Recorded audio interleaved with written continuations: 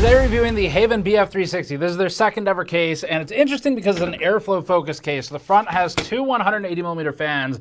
These are 40 millimeters thick, which is crazy from a pressure performance standpoint. We're gonna put those on the fan tester today. And then we also have some smoke flow testing. On the back, we have a 30mm thick fan to look at. So it's a 3-fan configuration by default. This is the first case that to us really feels like a true follow-up to the Fractal Torrent. So this was Fractal's case that really changed Fractal as a company. Now they have competition from HAVN, where the Torrent, even today, years later, remains one of the top performers on all of our thermal charts. So really looking forward to putting this against it. So the BF 360 has a lot of attention to detail on stuff like the thermal design, where they have this airflow scoop down here. On the front of the case, there is a plate that prevents basically backflow, recirculation of warmed air. We tested this, we'll have numbers for you today. HAVN also shows some good attention to things like the contact points, where these rubber grommets are positioned everywhere for basically every contact point in the case. That was nice to see. And they even have recommended cable routing paths. That's right. In fact, they have such strong recommendations for this that they've recommended where you run your cables all throughout the case. Just all kinds of recommendations. It sure would suck if they put that on all of them. Anyway, they can join Gunnier in their quest to the Unconwa. So this is also the first case we've reviewed with a stone style front panel, not that stone. And we're ready for that change of material after now years straight of wood accents. It's not that they've been bad, but they've just been plentiful. So we're gonna have a lot of benchmarks today. This is a thermally focused airflow case, which is personally my favorite to review. I know Patrick likes working on them a lot, so he's run the numbers on this. We're putting together the fan numbers, the fog machine testing, and we have some unique stuff for you on this one just because it is so interesting. But the cases in terms of price are $160 for the one without any fans, and then $190 for the one with the 3 fans that we're testing here primarily. Let's get into it. Before that, this video is brought to you by Thermal Grizzly and their new Duronaut thermal paste. Thermal Grizzly claims its Duronaut paste is intended for long-term stability and endurance, focusing on paste longevity in addition to the usual performance focus. Thermal Grizzly's Duronaut paste comes with applicators and spreaders, and ships in numerous tube sizes, aiming to provide a high-end paste for PC builds and daily driven overclocks by enthusiasts. Learn more at the link in the description below. So HAVN's relatively new. HAVN entered the market last year with actually a very experienced group of designers from other case companies. We reviewed the HS420, which is over here in the, okay, it looks like more of a problem than it is. This is, I can stop anytime I want. I don't have a problem, okay? Stop judging me, Vitali. That's the first one they shipped. The BF 360 is case 2 of 2. And they're experimenting with fans in that one, so that's the big difference today. So the HS420 had a lot of thought put into its airflow paths, in particular its mechanical design also, but it was a glass-fronted case that shipped without fans. The HS420 falls into more of the pricier showcase category alongside HYTE and its Y70 and the Lianli 011 family. That's as opposed to the high airflow category, which now the BF 360 is in. There's a lot of competition here, especially at the 190 price point, but stuff like the Fractal Torrent, which is getting a bit old now, the Lianli land-cooled cases on the cheaper side, and cases like Antec's Flux Pro are all competitors at the higher end. So overall for the case today, we have a lot of praise. We do spend a lot of that time talking about build quality and the cooling design. There are some shortcomings, of course, as any case review, but 3 of the really small shortcomings that we just clear out of the way immediately are related to the specs page and then the typo on the back. So 2 of those, they had an incorrect page listing or a confusing listing where originally the pre-order page that was live for customers said that this came with 2 fan hubs. It does not. It only comes with 1. After we noticed that, HAVN fixed it. And additionally, there was some, we'll use the passive voice, some confusion to be had about the fans where this does not have some of the stated connectors that are found on the standalone version of these fans. So the case fans are a little different because they use a normal 4-pin cable versus the ones on the side. General sloppiness that you wouldn't necessarily see from a company with a little more experience. Fortunately, those aren't pivotal to the case. although the fan hub could have been a bad day if you're expecting it. Fortunately, they fixed it. All right, so let's get into the build quality for the case and some of the features. Normally, if it's a high performance case with special unique fans like this case has, we say you should only buy it if you intend to keep those fans. If your plan is to rip them out and swap them for other fans, it doesn't make a whole lot of sense to buy the version with the high-end fans that you're then going to take out because you're eating a lot of cost that way. In this case in particular, this is especially true. That's because this one doesn't include the fan rails that are necessary for mounting non-180mm front fans if you buy the Flow version of the case. The case without fans has it. So if you want to get a BF360 Flow and move the stock 180mm fans to, say, the top of the case to make room for a CLC in the front, you would need to talk to HAVN customer support and convince them to sell you a set of rails. Like the HS420, the BF360 has hard plastic cable channels that have been labeled with their recommended uses and built-in Velcro. HAVN probably wishes it had used stickers for the recommendations like it did with the HS420, but at least this will make trikes feel better about the discovered and unknown. The predefined cable paths may come across as restrictive, but we have a hard time imagining many scenarios where we'd want to route the cables anywhere except the locations that HAVN chose with the case they have. Obviously you could though, but the SATA power and data cables are the only ones that don't have a clear destination. We saw alternative front panel prototypes when visiting HAVN earlier this year, including a wooden one and some faux panels. But we're happy HAVN steered away from the fractal look and chose a less common stone-like pattern. They've beaten Cooler Master to the punch on this one as well. The speckled plastic finish even reminds us a little bit of an old keyboard, like the SGI ones. On that subject, all of the case fans are black in the black model, while in the white model, the front fans are black and the rear fan is white. We think this is an intentional choice to hide the front fans, but it's something to be aware of if you want to color coordinate. The whole front panel assembly hooks into the case toollessly and is held in place with magnets, similar to the Fractal Torrent. The BF360's front filter layer can't be separated for deep cleaning as easily as the same filter can be in the Torrent, but the stone-like textured layer can be removed with 6 screws. Inside the case, there's a scoop. We've been calling these airflow scoops toilet bowl designs, even though the NZXT H5 Flow is the only one that actually really looks like that. We've also seen examples from Fractal and Corsair, but unlike each of those, the air guide ramp at the front of the BF360's power supply shroud is made of metal, and it's permanently attached with rivets, which HAVN's thermal engineer says tested best in their A/B testing where they evaluated curved models as well. Usually, scoops like this are removable for radiator compatibility reasons.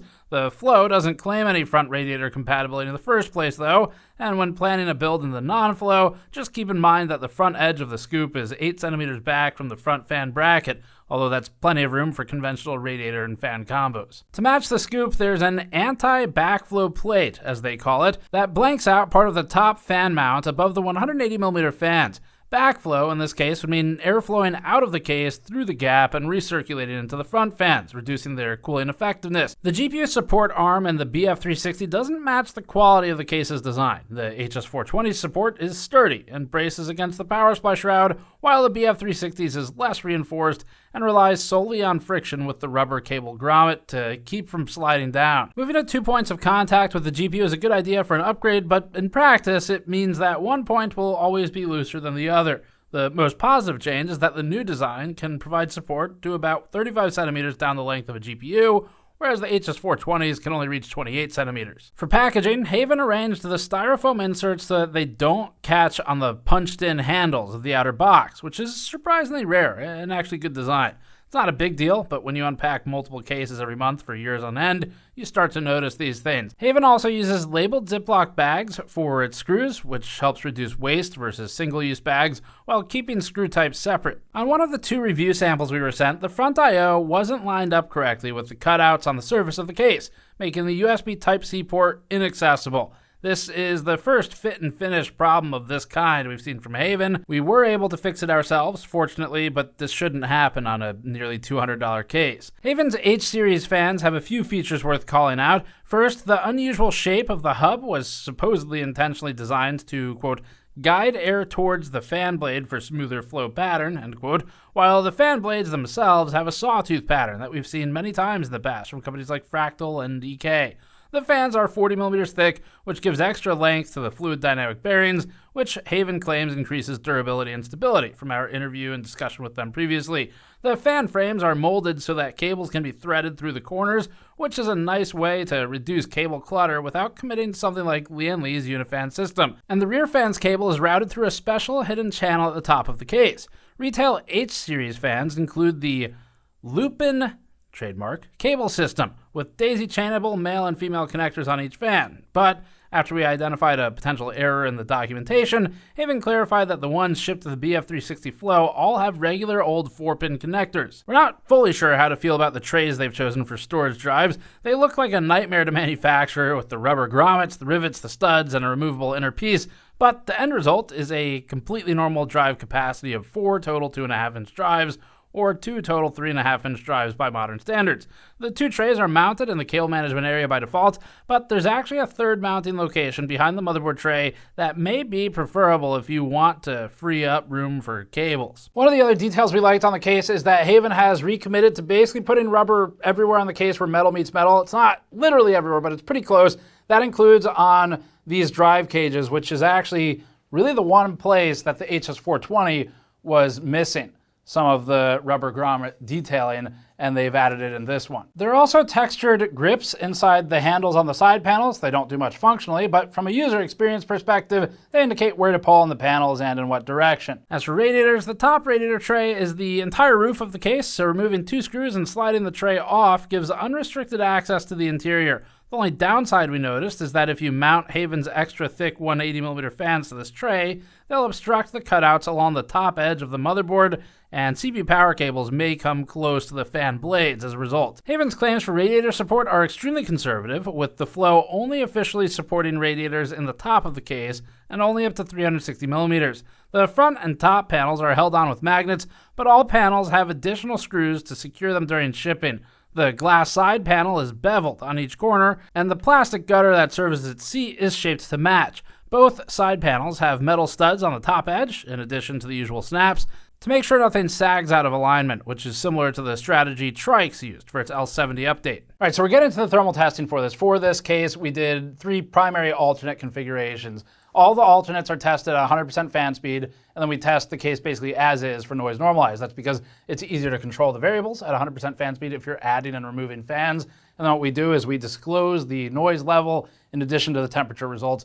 And so for those, we're mostly comparing the case against itself. So the alternations include, first of all, stock, which is what you're looking at right now. So it's 2 in the front, 1 rear fan. We also did one with 2 extra 180s in the top. And for that config, we had one where they were both exhaust going that way, and we had another one where this was exhaust in the top rear, and this was intake, meaning it's feeding air straight into the CPU cooler. Now, apparently this is finally cool, even though I'm gonna be a bit of a hipster here. I've been saying this for over a f***ing decade, but finally, finally this is getting some street cred, I guess, from the manufacturers, where top front intake performs better almost universally for a tower cooler CPU. And it's really for a simple reason, which is that if you have exhaust here, and you have a CPU tower cooler here, then when the air gets fed in from the front of the case, it's gonna be stolen by this fan in front of the CPU cooler before it ever hits it. So you end up basically just eating GPU exhaust in the CPU fan rather than getting the sort of fresh air, we'll call it, from the front of the case. So we're testing it with the top as intake because HAVN represents that as one of their best case scenarios. That is also what we've found in the years past in cases where we've done that testing. But there's some downsides to it, which comes to the GPU temperature. So we'll cover both of those. That difference matters a lot if you really want to min-max your setup. And then the final configuration we tested was with this plate removed. So back in the BitPhoenix days, we did some testing with recirculation of air, so it can definitely be a problem. So we've got that on and off to see if it actually does what they say it does, and make sure it works as it's supposed to. The scoop in the BF360 isn't removable, so that's this piece down here in the bottom. In cases in the past where we've tested it, such as the Meshify 3, we were able to remove these and do some A/B testing. If you're really curious about that, you can check out the Meshify 3 review. HAVN's own HS420 is also an obvious comparison to make, but they don't sell a version of that case with fans included, at least yet, so our thermal results come with the caveat that they aren't truly stock for that case. HYTE competes closely with HAVN as a company, but we can't make thermal comparisons yet against the recently launched X50, which is $160 without fans, until our review for that one is finalized. That's coming up probably next for us. Instead, for now, we'll judge against the $180 Y60, but the Y60 isn't the high airflow case, and the X50 is supposed to be, so we'll revisit then. As for comparisons that make the most sense, Fractal Torrent and the much newer Meshify 3 are on the list. The Meshify 3 Ambience Pro RGB has dropped to a competitive $180 on Amazon, and Lian continues to offer brutally low prices with the 217 at $122 to $125. So those will be the key comparisons and some of the configurations. Let's get into it. Before we get to noise-normalized testing, let's start with full speed testing to better evaluate alternate case configurations at full speed. This is the interesting stuff. Noise-normalized testing is better for comparing different case models, but running the fans at full speed makes it easier to compare different configurations of a single case. With the fans at full blast, the BF360 flow averaged 37 degrees above ambient for all-core CPU and 41 degrees above ambient for P-core temperature alone, while at 44.5 dBA from 1 meter in our sound chamber. Removing the anti-backflow plate caused the CPU temperature to rise by just 1 degree, so it seems that HAVN was right to include it. It works. As it should. This is pretty simple science at this point. Server cabinets, for example, include these too. Adding two 180mm exhaust fans to the top of the case made CPU temperatures worse, which is an expected result that we have continually reproven for probably about 12 years now. This is because the top front exhaust fan steals air from the CPU cooler before it ever hits it. Overall, the change wasn't significant, but the GPU temperatures will matter too. We'll look at those in a minute. On the other hand, flipping the frontmost 180mm fan to intake also reinforced findings from the previous test bench iteration, resulting in the lowest average we've recorded in this test. The result dropped down to 35 degrees all core and 38 on the P cores. These are excellent results, although this was with adding two extra 180mm fans, so of course adding similar fans to other cases would potentially give the BF360 some company up here. If you want to go crazy on airflow, doing this 4-180 configuration might be a fun way to do it. The stock BF360 flow tied the LAN-cooled 217 at about the same dBA for CPU thermals, making it the best on this chart other than the LAN-cooled 216 at 42 dBA. Peak performance of the thick H18 intake fans is high, allowing the BF360 to surpass the Torrent and Meshify 3's 39 degree all-core average.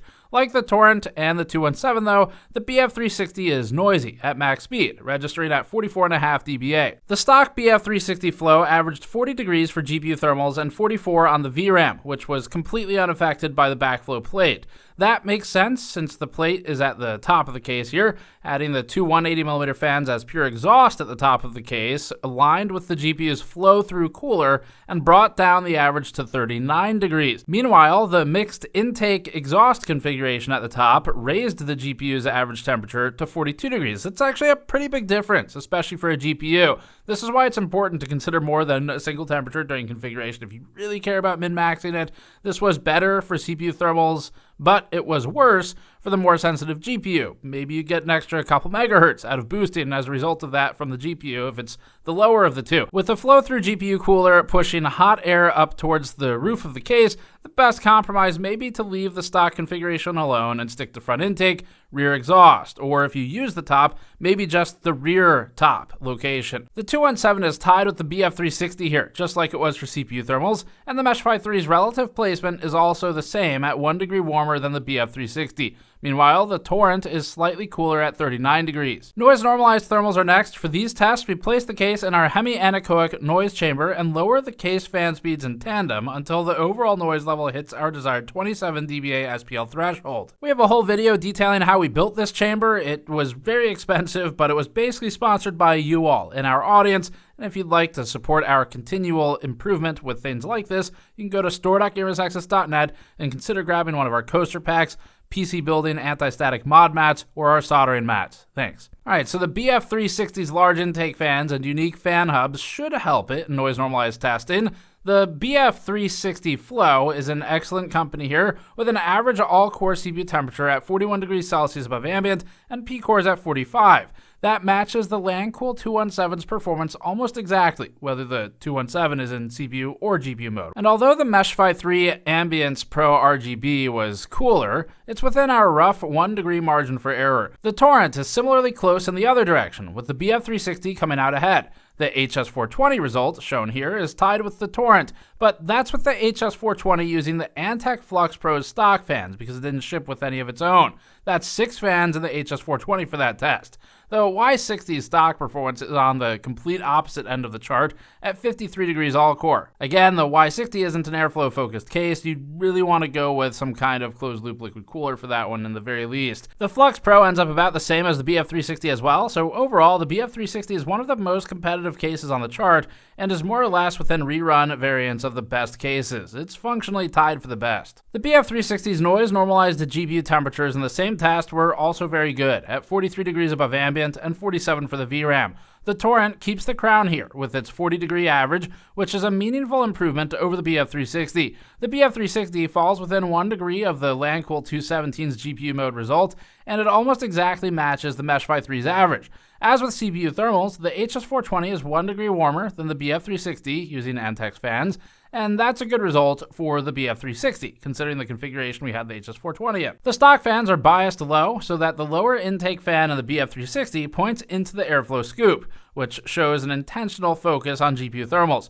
Overall, the BF360 keeps pace with its competitors, but it's worth keeping in mind that the 217 in particular is significantly cheaper. HAVN's BF360 does well overall here, and is in the top set of results. It didn't top the charts completely, like we'd hoped based on the fan configuration, but it's at least in good company. The configuration with 1 top intake and 1 top exhaust fan was the best for VRM thermals, with a chart topping average of 18 degrees above ambient. It was also by far the best for DRAM thermals, with a single-digit 9-degree average. It makes sense. The intake fan pushing cool air directly into the memory, and the exhaust fan pulling hot air directly out of the VRM heatsinks is the ideal scenario for those particular hotspots. All right, so smoke testing has a pretty serious problem. I did some of these tests over a decade ago now, and the way we did it back then was with plumbing pellets. So they were literally smoke pellets, not fog machines. Today we're gonna use a fog machine. The problem with the fog machine is it leaves residue on everything, and so it's basically gonna ruin the computer. I mean, for purposes of function, it'll keep running electrically, but it's gonna kind of make everything a little gross. Definitely not a good idea for testing components, and so we have a different computer in here than we use for our benchmarks. That's number one. Second problem is the common way to do fog testing or smoke testing is to basically spray a nozzle at the front of the case. It's not good. The reason that's not good is by adding velocity to the smoke, you're significantly affecting how it's going to actually be pulled into the computer, and especially if it's at a very pointed, like 1-inch diameter end of a nozzle, it's basically wherever you point it that's going to heavily influence the result, and so you might not actually be seeing how it actually functions in real space where it's just air everywhere at the front of the case.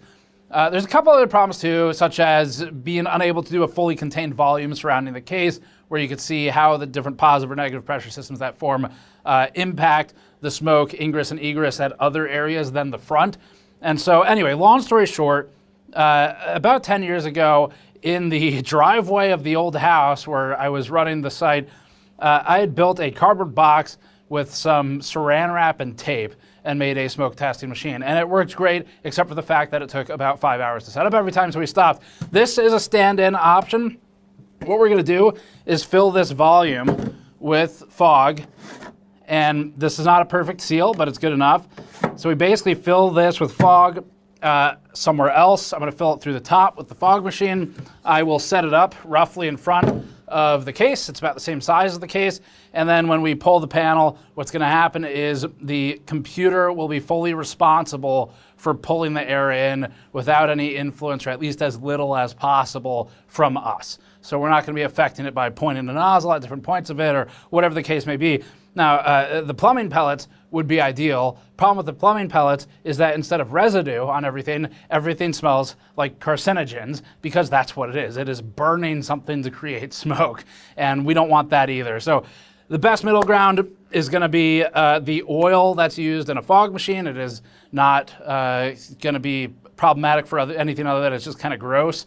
And then using components we don't really particularly care about, but are still representative of our test system. So that's the plan. This is running at, I think, 120 FPS, right? Yep. So this is 120 FPS, and then this is 200 FPS. And we don't know how useful that'll be, but either way, we hopefully get some footage we can slow down. That's gonna be how the setup works. And we're gonna iterate on this idea. This could be made pretty nice with some seals. Like, we could punch a larger hole in here, put a gasket or something in it to seal the hose.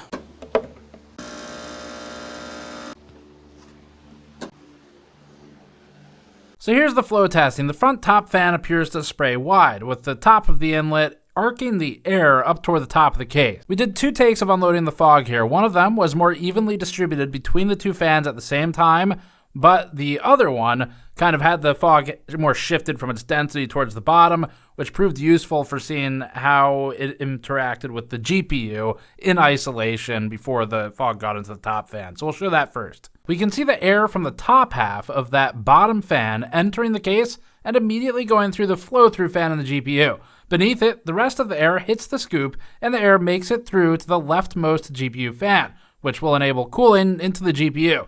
Some air exits straight out of the back of the case via the PCIe slots, so we're not getting the negative pressure effect we saw with the old NZXT cases, for example, where some of the air is fed in through the back through the PCIe slot into the GPU. It is exiting there instead. Now, all of this is going to depend heavily on the speed of the fans in the case, so we did set the case fans to 100% in this one. Meanwhile, the air going through the flow-through area is deflecting the top intake air from the front fan at the top and pushing it away from the CPU cooler. This matches our testing during the 30 series of NVIDIA's first flow-through coolers. The CPU cooler ends up a little warmer as a result, and so does the CPU temperature. But this is the nature of flow-through coolers and GPUs, and not the nature of the case itself. CPUs are low enough power these days compared to GPUs that can typically handle it without meaningful change, and as a result of the GPU's giant flow-through area, the case intake is being pushed up and toward the roof of the case, and this is why the GPU temperature goes up with the top front intake fan, but the CPU temperature goes down. Not really a surprise. Still cool to visualize though. We also noticed a slight recirculation pattern in the top front. This isn't really a problem because it's eventually finding its way out through the top of the case, but this is a good further defense for why that backflow plate is present. This air would be exiting the case and re-entering the fan without that plate, and it'd have been warmed in the process. It's not perfect, but people have wanted us to bring these back for a long time now. Probably most of you weren't even watching our stuff when we first did them. So we did our best to resolve the sort of hang-ups I had with this the first time I did it in a couple cases, and this was a quick mock-up of it. We have more we can add later, but you get some visualization from this at least. We also ran some quick fan tests on the fan testing machine. We're slowly going to start rolling this data out, as we talked about in February this year in a piece we'll link below. We're just going to have to accept that we need to begin building a data set, and we won't have everything that we want all at once. This will also be redone and improved upon over time. We also want to caution you that we are inexperienced both in presenting and collecting fan test data, and so it doesn't have our same high confidence as other data we collect. That means in our fan testing work, although we think the data is accurate, there is a higher chance of an inaccuracy. These charts will be marked as experimental for that reason. All right, we're just comparing 2 fans here today without their cases attached to the machine, although that's something we could do. The point of this test right now is to better put data to the thermal results that we just went over for the BF360 and the Fractal Torrent, since they're close competitors on the charts. The first test shows the maximum CFM on the machine. At full speed and max CFM, the BF360 fan reached 169 CFM. This was at 1279 RPM. The Fractal Torrent dynamic fan hit 141 CFM with its 1187 RPM. So slightly slower RPM and a somewhat large gap in flow performance. The Torrent fan is older and a couple millimeters thinner. Looking back at the full speed case chart with all factors, including case design considered, the BF360's 41 degree P-core average had it ahead of the Torrent by about 2 degrees. A lot of that is attributable to the fan here rather than just the case design. That's where these tests on the fan machine can be helpful. It helps us better understand, okay, was it the obstructions and the case paneling that enabled this, or was it the work they did on the fan? Here, a lot of it looks to be coming from the fans. Back to the fan chart, we also took case noise normalized numbers. This means that we ran the fans at their speed we ran them in for our noise normalized case testing. In other words, the fan is not noise matched standalone because we didn't test them that way thermally for a case review. Matching the case conditions gives us better insight as to the differences between the case results. When running at noise normalized case levels, we measured 85 CFM on the HAVN BF360 and 72 CFM on the Torrent. the BF360 fan is testing better in our initial results here. The noise-normalized CPU numbers for the cases had the BF360 at 45 degrees to the Torrent's 46. We had some quick pressure numbers as well. For these, we're only presenting full speed. This is just because I'm still studying how I want to present the rest of it, but for the full speed results, the Fractal Torrent had a 2.31 millimeters H2O for pressure performance, and the HAVN BF 360 was at 2.87. That is for the maximum millimeters H2O at full speed, which would mean the minimum flow in that test. Anyway, there's a lot more to do here. The simple matter is that we can't figure out what exactly that is and what we want to do and how we want to present this without just collecting a data set. So that's what we're doing. And this is a very rudimentary start for you all, but it's also easy to forget, I think, that our other tests have years and years and years of experience and collection behind them at this point. So we'll get there eventually with this, but it's a start. All right, so this is in the most crowded segment of the case market right now. There's cheaper stuff that we've looked at. We have reviews for that on the channel. If you're in that like $200 plus or minus 20 bucks range, there's a ton of options. Those include this case, obviously, if it has fans, but then also the Antec Flux Pro, which currently is $180 or so. The Corsair 5000D RS ARGB, that's $200. The Meshify 3 Ambience Pro RGB, which is $180, depending on sales and availability. And the Cooler Master Master Frame 500 Master Mesh Master, which we just reviewed, and that is $150, despite launching at $190 and having a lot of instances of Cooler Master's name in the title. They really need to work on that. It's just, you know, it's just not good for SEO, Cooler Master with the master frame. Of those, the Meshify 3 in particular falls into the same category as the BF360 in the sense that it's a high airflow mesh-fronted case that charges a premium for looks and build quality. Fractal has the advantage of the cheaper Meshify 3 case SKUs that still come with fans, although we found the reign of LED lighting and the Ambience Pro RGB to be a big part of the case's appeal. Fractal also still sells the Torrent, which bears clear similarities to the BF360 with its two extra-large 180mm intake fans and excellent thermal performance. It is a bit long in the tooth, though. Cable management is better in the BF360 than the Torrent, but you can't go wrong choosing between the two, although it does sting to pay more than the original $190 MSRP for the Torrent when the case is more than 4 years old. And again, alongside Fractal, we think the next sort of most obvious competitor to pay attention to is probably HYTE, but we haven't reviewed their X50 yet. It's actually in the testing room right now getting tested, so we'll have that soon. We think that makes the most sense versus, say, their Y60, Y70. Those don't really compare this way.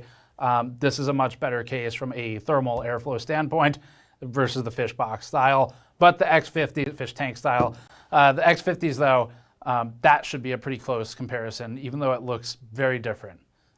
It's got a bubbly personality. Now, the X50 variants don't come with stock fans, but the X50 non-air is priced at $160, which matches the fanless BF360. In terms of performance per dollar, though, Lian Li still remains brutally competitive. It is a bloodbath if you want to compete with Lian Li on price. There are other factors that matter when purchasing a case, but if all you care about is min-maxing, the Lancool cases are nearly impossible to beat. The older 216 was more similar to the BF360 Flow with its two wide-framed 160mm intake fans, but this year's Lancool 217 performs just as well, and it's still readily available at its launch MSRP of $120, although it's not quite in the same category. We also have to mention that the Lancool 207 is priced insanely low at $83 to $90, while keeping up with the BF360 thermal performance. Now that said, that is a wildly different case from this one. First of all, it's a lot smaller, and especially some dimensions, but it's just not as feature complete.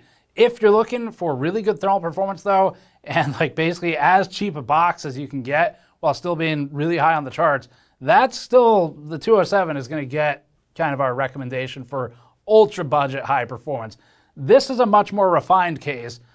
It just doesn't happen to beat it thermally in a really measurable way across the charts. Now, given the HS420's price increase to $230 minimum and the fact that it doesn't come with fans, HAVN has successfully avoided competing with itself. The BF360 is exactly what we wanted after reviewing the HS420. The 420 is big, it's got lots of glass, it doesn't come with any fans, and it's over $200, although the price makes sense for the materials that they use and the mechanical design. The release of the HS420 left an opening for a smaller, less expensive, more airflow-focused case, which is the BF360. So, the build quality on this case is very high, the attention to detail remains mostly good, recommendations aside, and the thermal performance is excellent on the case. It is not the best on the charts, but it's either tied or it is really damn close. It depends on which chart you're looking at.